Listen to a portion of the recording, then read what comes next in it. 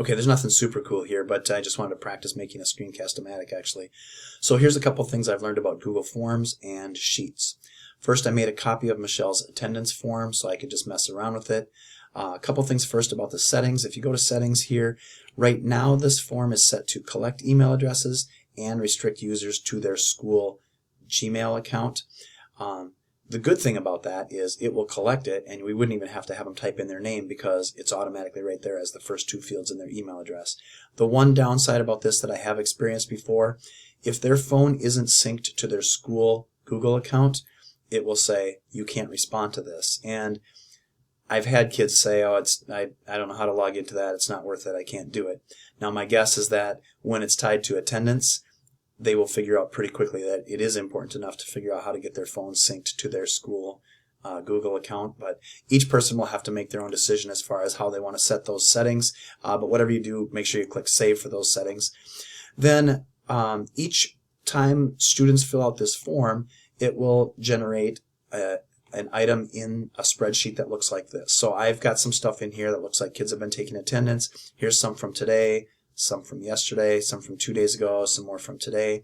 Now if you're good at sorting, what I'm going to show you right now really isn't even that cool because you can always just sort today's date to the top and then work from there to enter them in Skyward or whatever. But I've created something called a filter view. Under data, if you go down to filter view, I have one here that's titled today, and when I click on it, guess what? It shows the entries from today. Now within this you can sort just like you normally would on a sheet. Or whatever. Enter those in Skyward. You're done with that. Maybe you want to see attendance for the whole week. There they are again.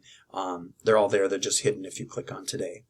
Now, that filter view I had already created earlier. So I'm going to show you how to create one. It's actually also really easy. So I'm going to go back to my practice attendance sheet and I'm going to make a copy of that, just like you would do with Michelle's. Name it whatever you want, of course.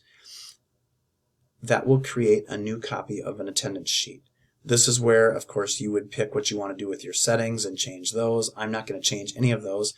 When you create a new Google form, you need to create the place where those responses will go. So if you click on responses and then click on this spreadsheet icon, Google tells you, we're going to create a spreadsheet with this name. Is that what you want? If so, just click create. If you want it to be named something different, again, of course, you just tell it what name you would like it to have.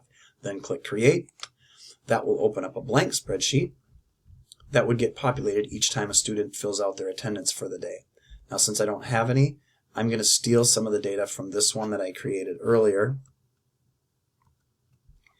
and I'm going to copy that into here so that I've got some fake data to work with. Now if I wanted to use the filter view called today, obviously it isn't here because each filter view is specifically for that sheet. So you'd have to create a new one, create new filter view. Wait, I already screwed something up. I'm going to pretend that I did that on purpose, but of course I really didn't. I didn't do that quite how I wanted to, so I'm going to delete this filter view. I'm going to make sure that I have selected the entire sheet. Then I'm going to create a new filter view.